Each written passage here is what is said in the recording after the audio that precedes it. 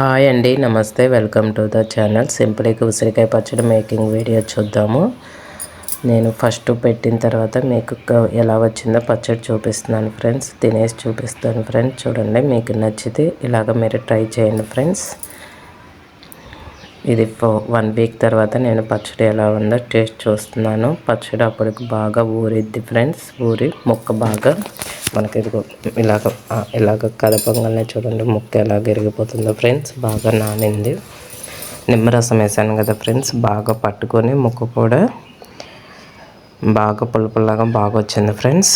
ఇలాగ మీరు ట్రై చేయండి. ఈ కరెక్ట్ కొలతలతో మీరు ట్రై చేయండి. ఉసిరికాయ పచ్చడి టేస్ట్ అదర్స్ ఫ్రెండ్స్. ఇలా ట్రై చేయండి.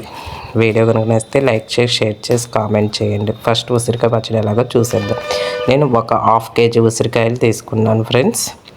2 వెల్లుల్లిపాయలు తొక్క తీసేసుకొని పక్కన పెట్టేసుకున్నాను ఫ్రెండ్స్. వీటికి అక్కడక్కడ 4 ఘాట్లు పెట్టుకుంటే సరిపోతుంది ఫ్రెండ్స్.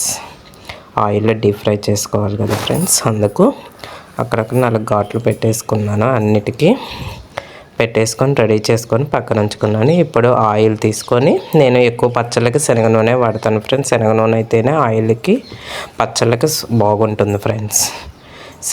మామూలు ఫ్రైడమ్ అంతా బాగోదు.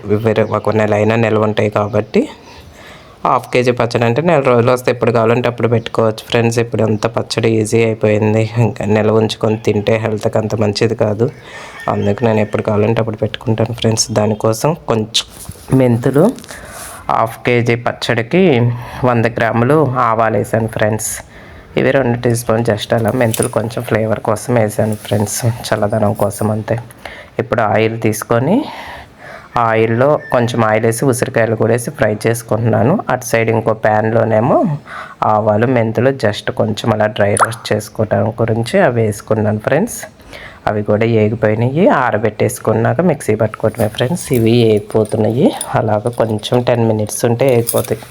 అలా తిప్పుకుంటూ అడుగు ఆడకుండా చూసుకుంటూ తిప్పుకుంటే సరిపోతుంది. ఇవి ఏగిపోయినాయి. ఒక కాయలాగా మనం ఒత్తి చూస్తే ప్రెస్ చేస్తే ఇరిగిపోతే ఉడికిపోయినట్టే ఫ్రెండ్స్, ఏగిపోయినట్టే. ఇప్పుడు ఆవాలు, మెంతులు గ్రైండ్ చేసి పెట్టుకున్నాను.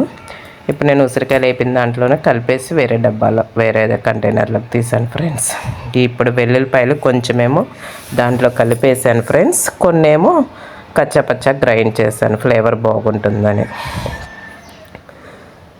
ఇప్పుడు నేను 5 నిమ్మకాయలు తీసుకున్నా. వీటి రసం రసం కూడా బాగుంది ఫ్రెండ్స్. రసం కరెక్ట్గా సరిపోయింది. ఈ గ్లాస్ కొలతలతో కారం గ్లాసున్నర, 1/2 గ్లాసుకి కొంచెం ఎక్కువగా సాల్ట్ తీసుకోండి. కరెక్ట్ కొలతలు సరిపోతుంది ఫ్రెండ్స్.